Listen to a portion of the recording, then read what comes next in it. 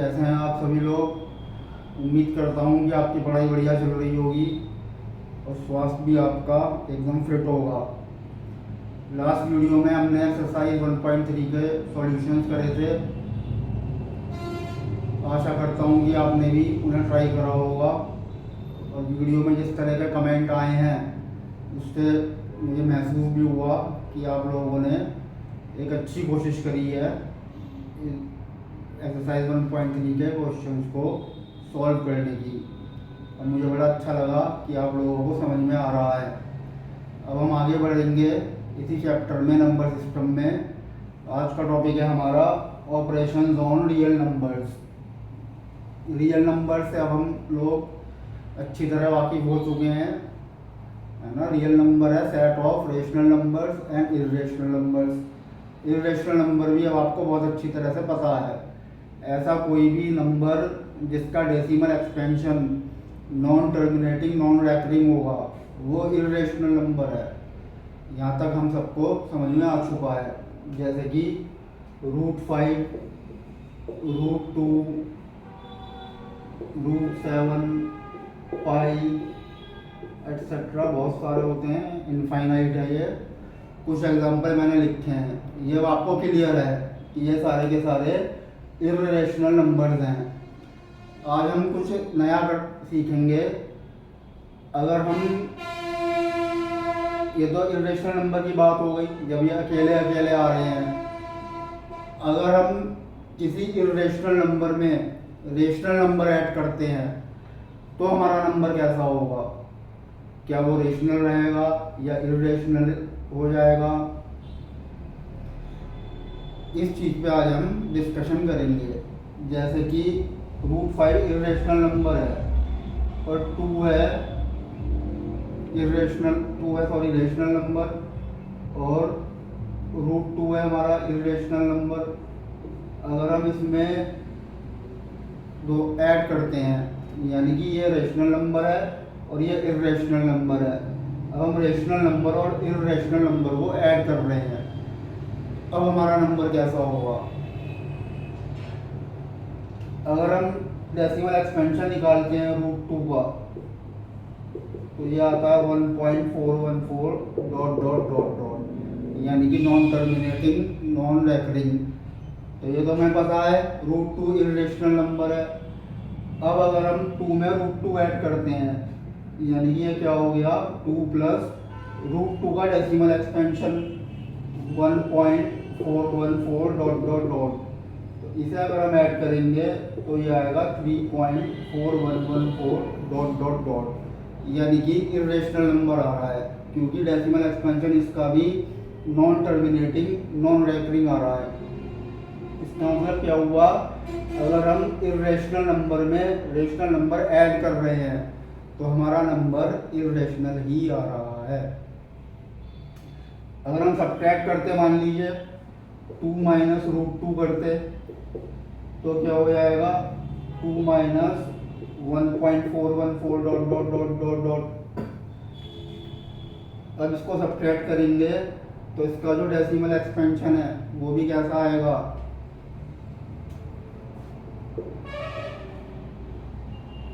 0.616 ... आएगा। तो जब हम इन्हें ऐड कर रहे हैं तब भी decimal expansion non terminating non recurring आ रहा है और सब्ट्रैक्ट कर रहे हैं तब भी हमारा decimal expansion non terminating non recurring आ रहा है। तो इस बात से हम ये कंक्लूड करते हैं कि अगर हम सम या डिफरेंस करते हैं रेशनल नंबर का और इर्रेशनल नंबर का तो हमारा नंबर इर्रेशनल ही आएगा। क्या कंक्लूजन निकाला हमने? सम और difference of rational number and irrational number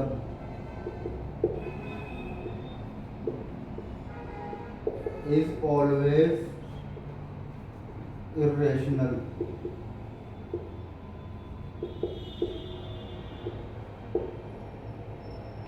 ये तो हमने सम और डिफरेंस देखा। अब हम बात करते हैं प्रोडक्ट की। मान लीजिए हम 2 मल्टीप्लाई रूट 2 करते हैं, है ना। तो ये क्या हो जाएगा, 2 into 1.414 dot dot dot dot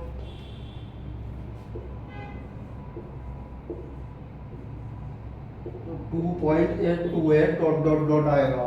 अगर हम 1.414 को, जो कि रूट 2 की वैल्यू है, रूट 2 का डेसिमल एक्सपेंशन है, उसको 2 से मल्टीप्लाई कर रहे हैं तो 2.828 डॉट डॉट डॉट आ रहा है। यानी कि नॉन टर्मिनेटिंग नॉन रैकरिंग यहाँ पे भी बन रहा है, तो ये भी इर्रेशनल नंबर आ गया। ठीक है। इसी तरह अगर हम डिवाइड करेंगे 2 अपॉन रूट 2 करेंगे तो वो भी हमारा क्या हो जाएगा, 2 upon 1.414 dot dot dot dot. इसको हम डिवाइड करने में थोड़ी दिक्कत ये आएगी कि ये नॉन टर्मिनेटिंग नॉन रैकरिंग है, तो इसको हम पहले थोड़ा सिंप्लीफाई करते हैं। जैसे 2 अपॉन रूट 2 है, डिनोमिनेटर इसका रूट 2 है, तो रूट 2 से ऐसे मल्टीप्लाई कर दिया और रूट 2 से डिवाइड कर दिया, तो 2 रूट 2 का मल्टीप्लाई हो गया 2 रूट 2, और रूट 2 और रूट 2 जब मल्टीप्लाई होंगे, सेम नंबर मल्टीप्लाई हो रहे हैं, तो उनका स्क्वायर रूट हट जाएगा, तो ये 2 आ गया, 2 से 2 कैंसिल हो गया, तो ये रूट 2 ही आ गया, यानी कि 1.414 डॉट डॉट डॉट। तो ये भी इर्रेशनल नंबर ही आया। यानी कि अगर हम रेशनल नंबर और इर्रेशनल नंबर का प्रोडक्ट करते हैं या क्वोशिएंट निकालते हैं, यानी कि डिवाइड करते हैं रेशनल नंबर को इर्रेशनल नंबर से, तो भी हमारा नंबर इर्रेशनल नंबर ही आता है। तो हम ये कह सकते हैं product and quotient of rational number and irrational number is always irrational।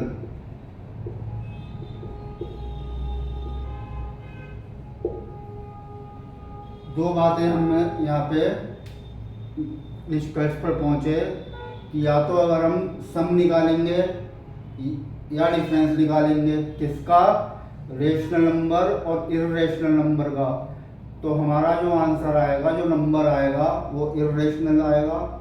ये बात डेफिनेट है। और सेकंड हमने क्या बात यहाँ पे सीखी कि अगर प्रोडक्ट हम करते हैं या क्वोशिएंट यानी कि डिवीज़न करते हैं रेशनल नंबर और इर्रेशनल नंबर का, तब भी हमारा जो नंबर आता है वो इर्रेशनल आता है। ये तो बात हुई रेशनल और इर्रेशनल नंबर के सम और डिफरेंस, प्रोडक्ट और क्वोशिएंट की।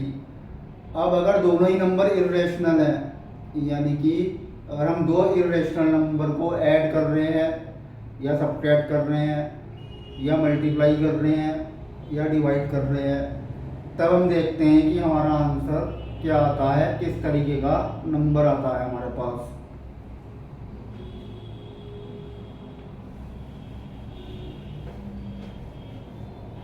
रेशनल और इर्रेशनल को तो आप क्लियर हो गए। उनमें तो चाहे प्रोडक्ट लें हम या एडिशन लें, सब्ट्रैक्शन लें या डिवीज़न करें, तो इर्रेशनल नंबर ही आ रहा है।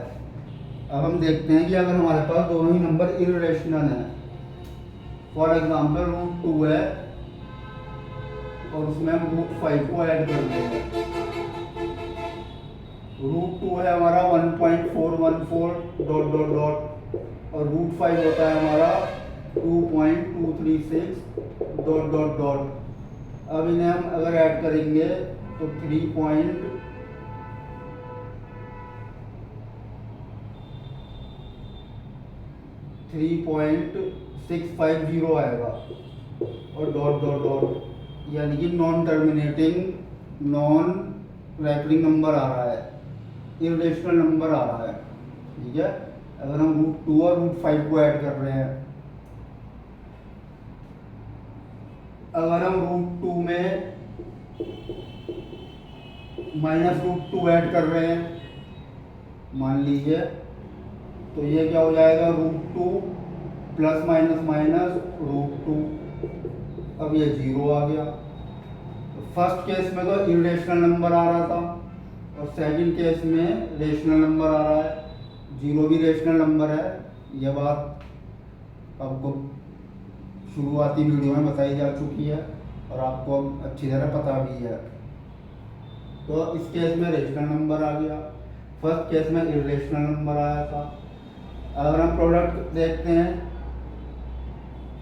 मान लीजिएगा √2 और √3 का हम मल्टीप्लाई कर रहे हैं, तो 2 3 या 6 और ये रूट आ गया ऊपर, दोनों का रूट, वो और 0 मल्टीप्लाई हो गया 6 बन गए और रूट एक ही हो गया, तो √6 इरेशनल नंबर आ गया।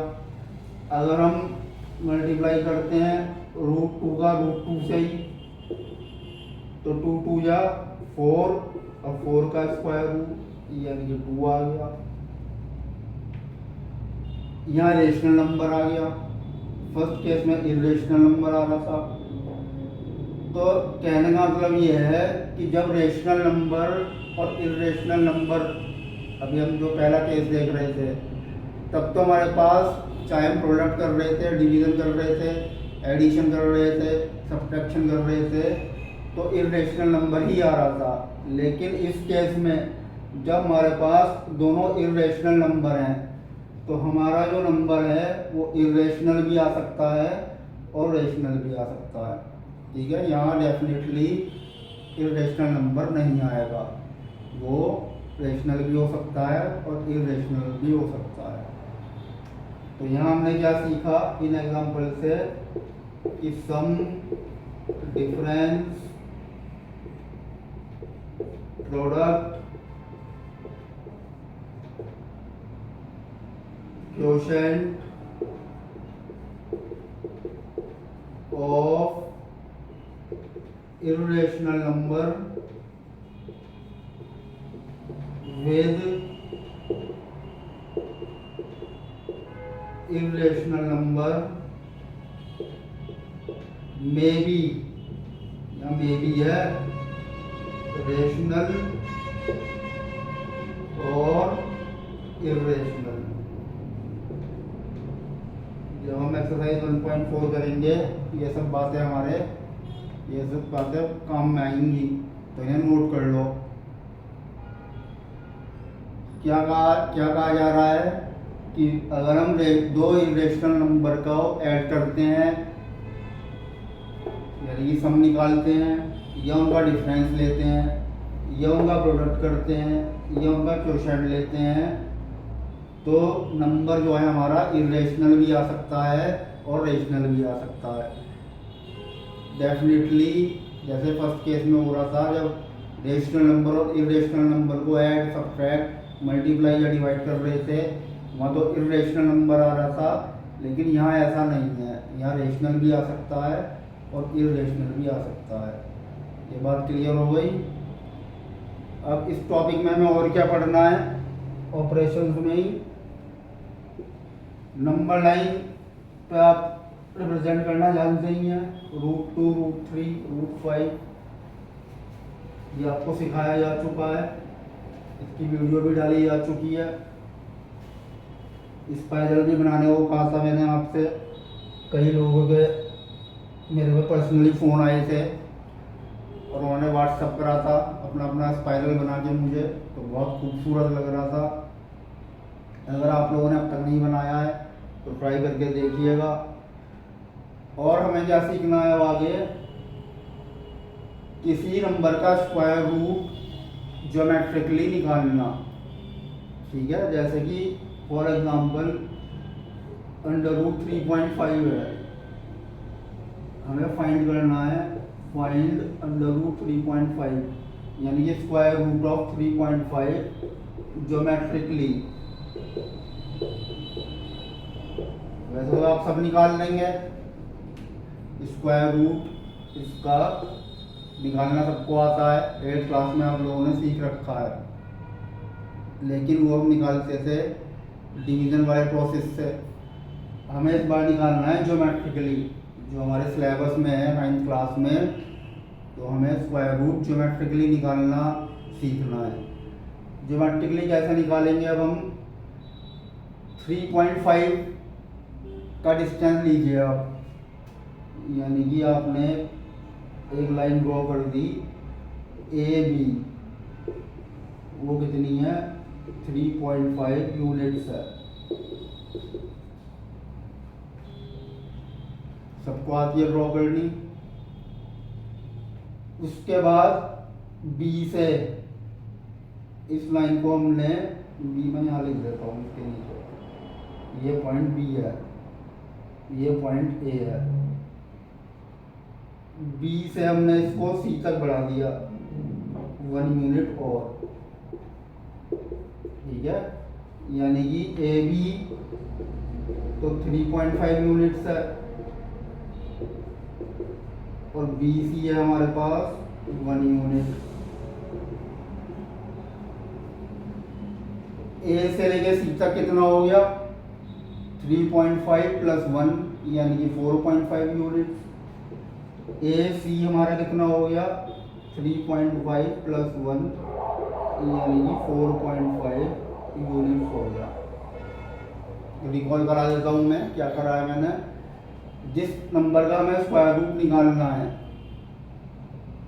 उस उतने यूनिट की हमने एक लाइन ड्रॉ करी। 3.5 का स्क्वायर रूट निकालना था तो 3.5 की हमने 3.5 यूनिट्स की लाइन ड्रॉ कर दी। उसके बाद उसे एक्सटेंड कर दिया और 1 यूनिट, तो ए बी तो हो गया 3.5 यूनिट्स और बी सी हो गया 1 यूनिट। उसके बाद हम क्या करते हैं, ए सी को मेज़र करेंगे तो 3.5 प्लस 1 यानी कि 4.5 यूनिट हो गई। अब इसका हाफ कर दो 4.5 का, और हाफ करने के बाद इसका जो मिड पॉइंट है, मान लीजिए ये मान लो ओ है, वहाँ पे हमने एक मार्क लगा दिया, ठीक है। इसे पूरी ए से लेकर सी तक मेजर करा और जो उसका मिड पॉइंट है उसे हमने ओ मान लिया, ठीक है। ओ, अब ओ ए को मेजर कर लो या ओ सी को मेजर कर लो, दोनों इक्वल होंगे क्योंकि मिड पॉइंट है ओ। उसके बाद ओ सी या ओ ए इतना रेडियस लेके एक सेमी सर्कल ड्रॉ करना है। एक हमने क्या बना दिया, सेमी सर्कल बना दिया, ठीक है, कोई दिक्कत नहीं है इसमें। पहले हमने 3.5 यूनिट की एक लाइन खींची, फिर उसे 1 यूनिट तक बढ़ा दिया, फिर टोटल लेंथ नाप दी ए से लेकर सी तक, उसका हाफ करा यानी मिड पॉइंट पे एक मार्क लगा दिया, उसको ओ नाम दे दिया और ओ सी या ओ ए रेडियस लेके हमने एक सेमी सर्कल ड्रॉ कर दिया। अब क्या करना है हमें, बी जो पॉइंट है इससे परपेंडिकुलर ड्रॉ करना है, ठीक है।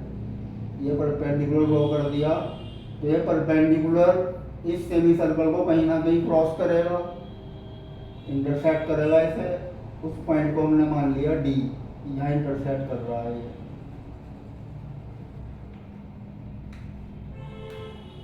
आई बात समझ में? क्या करा हमने, जो हमारा सेमी सर्कल बना था और जो हमारा बी पॉइंट था जहाँ से हमने लाइन को 1 यूनिट एक्सटेंड करा था, वहाँ से हमने एक परपेंडिकुलर ड्रॉ करा है बी डी, ठीक है। सेमी सर्कल को जहाँ ये कट कर रहा है, ये वाला हमारा परपेंडिकुलर, उस पॉइंट का नाम है डी। तो ओ भी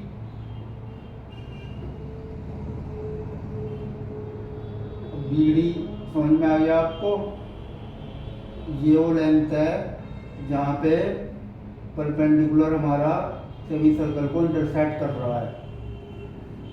और जब आप बी डी को मेजर करेंगे, बी डी जो है हमारा, जो इसकी लेंथ आएगी वही √3.5 होगा। ये है ज्योमेट्रिकली स्क्वायर रूट निकालना किसी भी नंबर का। समझ में आ गया? बहुत ही आसान है, कोई इसमें ज़्यादा माथापच्ची नहीं है। जितने भी यूनिट का आपको, जिस भी नंबर का आपको स्क्वायर रूट निकालना है, पहले उतनी आपको लाइन खींचनी है, उसको 1 यूनिट तक एक्सटेंड कर दो, फिर टोटल लेंथ मेज़र करके मिड पॉइंट पर मार्क लगा दिया, फिर ओ सी या ओ ए को रेडियस लेके एक सेमी सर्कल बनाना है, फिर हमें एक परपेंडिकुलर ड्रॉ करना है बी पॉइंट से, जो कि सेमी सर्कल को यहाँ कट करेगा, उस पॉइंट का नाम डी है। बी डी को हमें मेज़र करना है स्केल से ही, और जितनी भी बी डी की लेंथ आएगी वही रिक्वायर्ड नंबर का स्क्वायर रूट होगा। जैसे इस केस में 3.5 है, तो ये बी डी जो है 3.5 का स्क्वायर रूट हो गया। अब आपके लिए होमवर्क है, 4.5 का निकालिएगा आप, और कमेंट बॉक्स में कमेंट करके बताइएगा कितना स्क्वायर रूट आ रहा है आपका। अब हम चलते हैं अपने नेक्स्ट सब टॉपिक जो है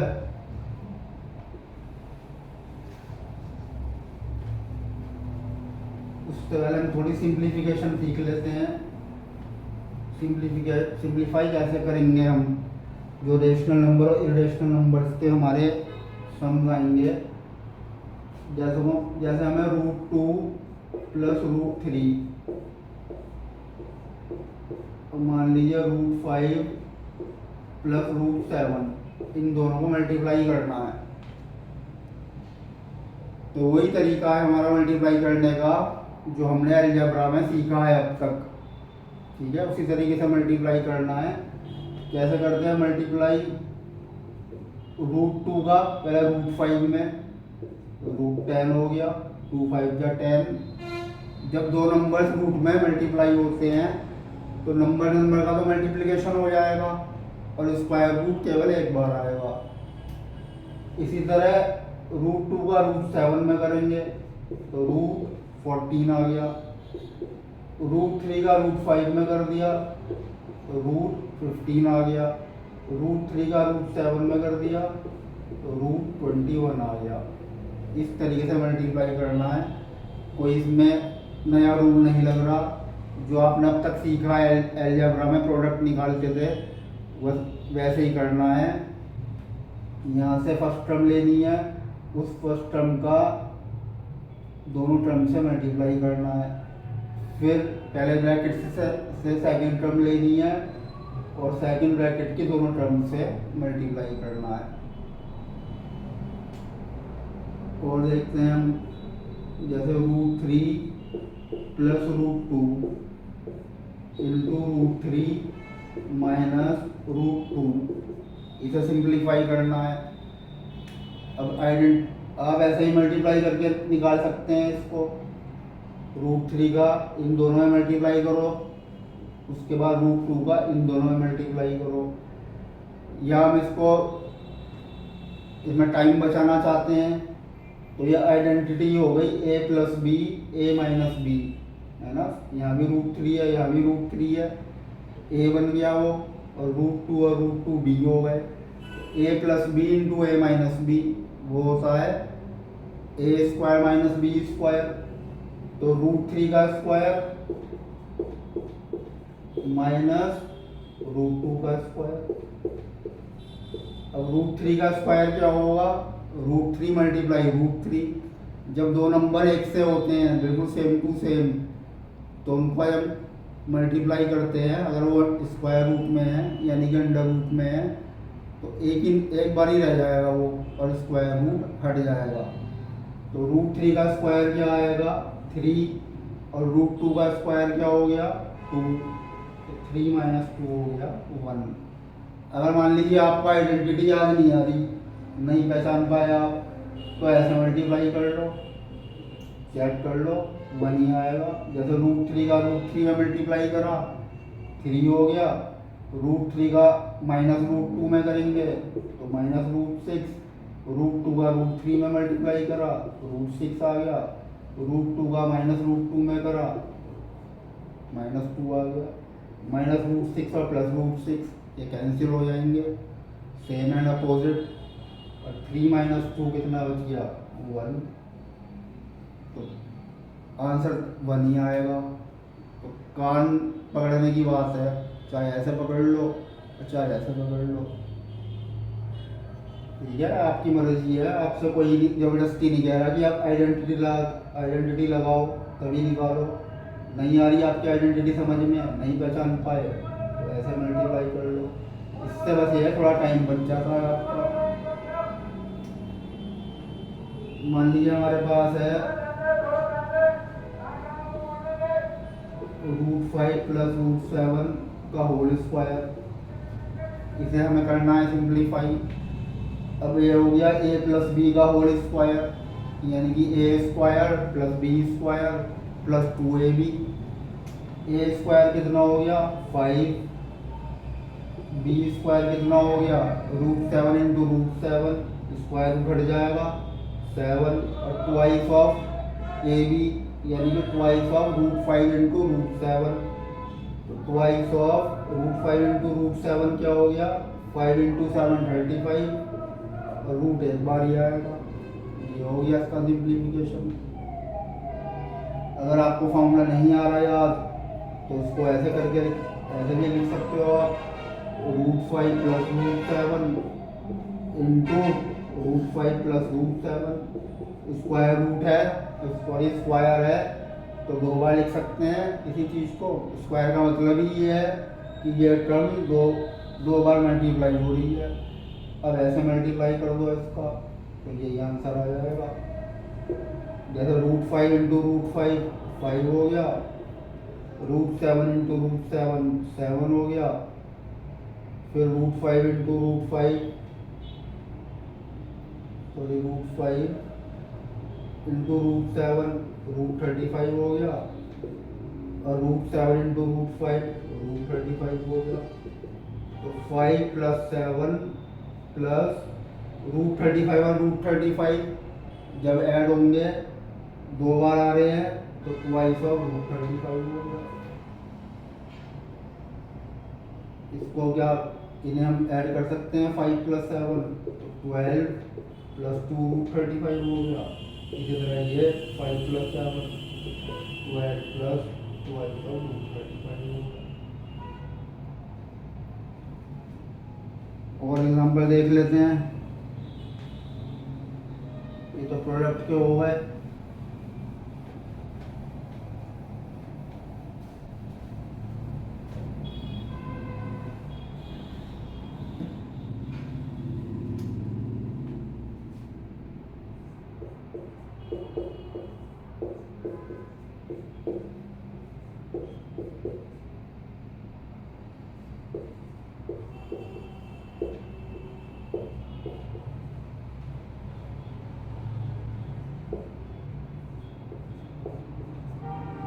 जैसे सिंप्लीफाई करना है आपको। अब √3 फिर √2 फिर √3। तो इस तरह के क्वेश्चन में हम क्या करते हैं, जो सेम जहाँ पे ऐसे नंबर जो सेम है स्क्वायर रूट के अंदर उन्हें एक ग्रुप में रख लेंगे, और जो दूसरा नंबर है स्क्वायर रूट वाला उन नंबर्स को अलग ब्रैकेट में लिख देंगे। जैसे यहाँ है, यहाँ √3 है, फिर 2 √3 है, फिर 7 √3 है, फिर 6 √3 है। इन्हें हमने एक ब्रैकेट में लिख दिया, ठीक है। और दूसरा हमारे पास √2, इन्हें एक ग्रुप में लिख दो। दोनों में माइनस आ रहा है तो माइनस कॉमन ले सकते हैं यहाँ। तो 2 √2 जब माइनस कॉमन लेंगे तो साइन चेंज हो जाता है, तो यहाँ प्लस हो जाएगा 7 √2। अब √3 यहाँ सब में आ रहा है तो √3 को हम ले लेंगे कॉमन। अब यहाँ क्या बचा, √3 को कॉमन ले लिया तो 1 प्लस 2 प्लस 7 प्लस 6 माइनस यहाँ √2 कॉमन आ जाएगा, ठीक है, दोनों में √2 है।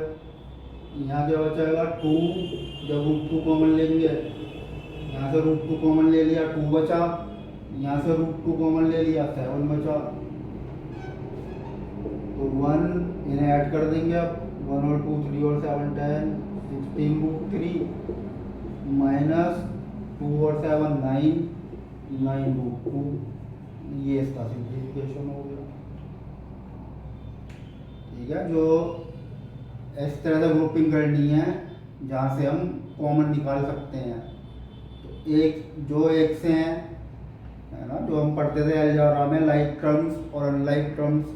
तो लाइक टर्म्स को एक साथ रखना है, लाइक टर्म्स जो जितनी जितनी भी आ रही हैं उन्हें अलग अलग ब्रैकेट में लिख लो और फिर उनमें से कॉमन निकाल के सिंपली ऐड या सब्ट्रैक्ट करना है। कोई बड़ी बात नहीं है इसमें। और हम इसमें एक नई चीज़ और सीखेंगे,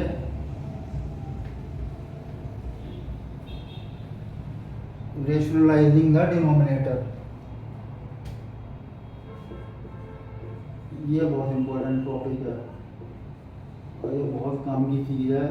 बड़ी क्लासेस में भी आपको इस तरह के सम खूब करने पड़ेंगे।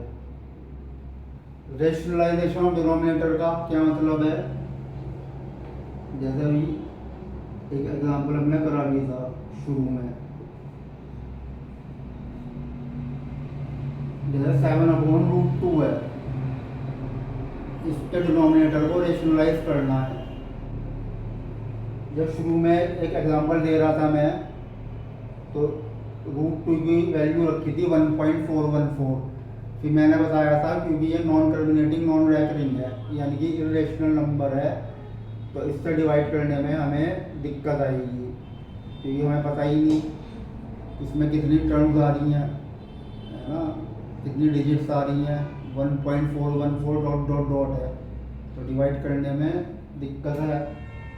तो हम क्या करते हैं, डिनोमिनेटर को रेशनलाइज करते हैं। रेशनलाइज कैसे करते हैं? जो हमारा डिनोमिनेटर है, जैसे यहाँ पे √2 है, उससे मल्टीप्लाई कर लो और डिवाइड कर दो उसी नंबर में। अब 7 का √2 में मल्टीप्लाई करा तो 7√2 हो गया, और √2 का √2 में मल्टीप्लाई करा तो दोनों नंबर सेम है, इनका स्क्वायर रूट हट जाएगा और 2 आ जाएगा।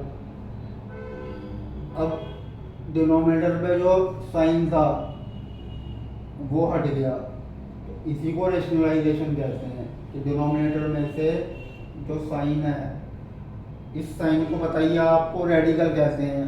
चाहे स्क्वायर रूट का साइन है, क्यूब रूट का साइन है, फोर्थ रूट का साइन है, फिफ्थ रूट का साइन है, nth रूट का साइन है, इन्हें कहते हैं रेडिकल।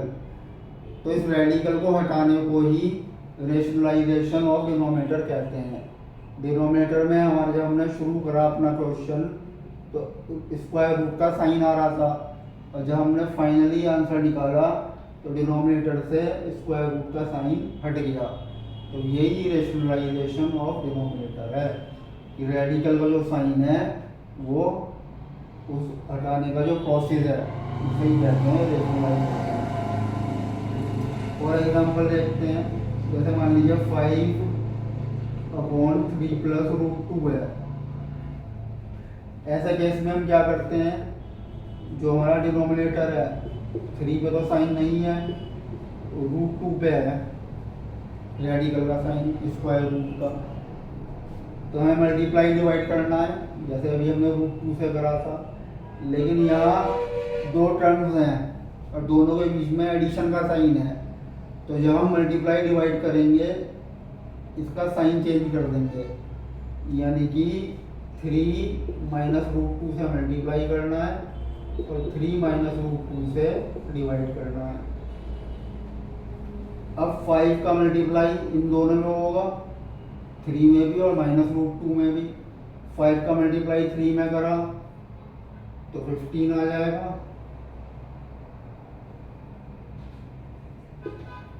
ये अभी ऐसे इसको ऐसे रहने दो, जो हो गया 5 × 3 माइनस √2, है ना, मल्टीप्लाई नहीं करा, अभी हमने ब्रैकेट के बाहर ही रखते हैं इसे। देखते हैं डिनोमिनेटर हमारा क्या आता है, क्या पता उसमें 5 कॉमन आ रहा हो, तो फिर हमें सिंप्लीफाई करने में आसानी पड़ जाएगी। नीचे क्या बन गया हमारा, a + b a - b, a² - b², ए है हमारा 3, तो 3 का स्क्वायर हो गया 9 और बी का स्क्वायर हो गया √2 का स्क्वायर यानी कि 2। तो 5 इंटू 3 माइनस √2 और 9 माइनस 2 कितना आ गया 7। तो डिनोमिनेटर से रेडिकल का जो साइन है वो हट चुका है, तो ये हमारा रेशनलाइजेशन ऑफ द डिनोमिनेटर हो गया। ठीक है, इसे चाहे तो आप ऐसे ही छोड़ दें या ऊपर मल्टीप्लाई कर दें, जैसे 5 3 या 15 माइनस 5√2 अपॉन 7 है। आसान सी बात, केवल साइन चेंज करके आपको मल्टीप्लाई डिवाइड कर देना है। जैसे 7 अपॉन √5 माइनस √2 है, अब दोनों जगह स्क्वायर रूट है ना। तो क्या करना है हमें, साइन चेंज करके डिनोमिनेटर का साइन चेंज करके मल्टीप्लाई डिवाइड करना है। तो √5 माइनस √2 है, इसको मल्टीप्लाई कर दो √5 प्लस √2 और √5 प्लस √2 से। ऊपर तो क्या हो गया 7 इंटू √5 प्लस √2 न्यूमरेटर में, और डिनोमिनेटर में क्या बन गया a minus B into A plus B, यानी कि A square minus B square.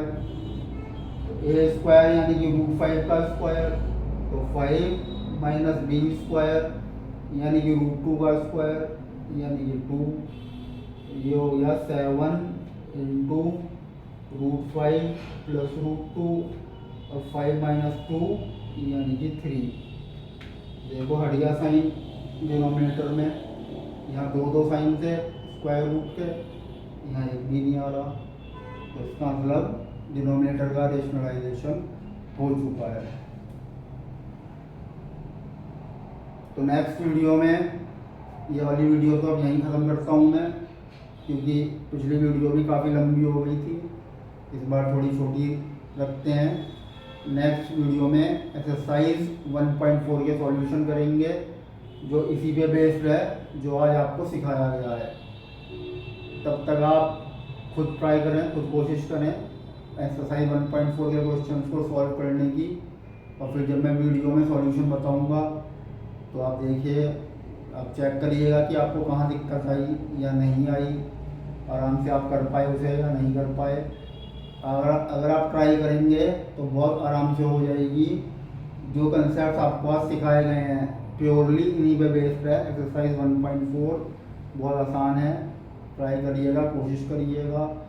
और फ्रेंड्स, लास्ट वीडियो में आपके बहुत कमेंट्स आए, मुझे बहुत अच्छा लगा कि आप लोग सम्स को करते हैं, और कुछ लोगों ने मुझे अपनी प्रॉब्लम्स भी बताई, जहाँ जहाँ उन्हें प्रॉब्लम आ रही थी मैंने उनका क्लैरिफिकेशन भी करा है, उन्हें मैंने पर्सनली मैसेज भी करे हैं।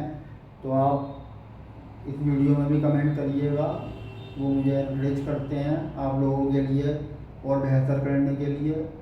और बस मैथमेटिक्स क्लासेस को like, subscribe, share and comment करना ना भूलिए। ज़्यादा से ज़्यादा लोगों को सब्सक्राइब करवाएं, ताकि ये बातें और लोगों को भी बड़ी आसानी से उपलब्ध हो जाएं। Thank you very much.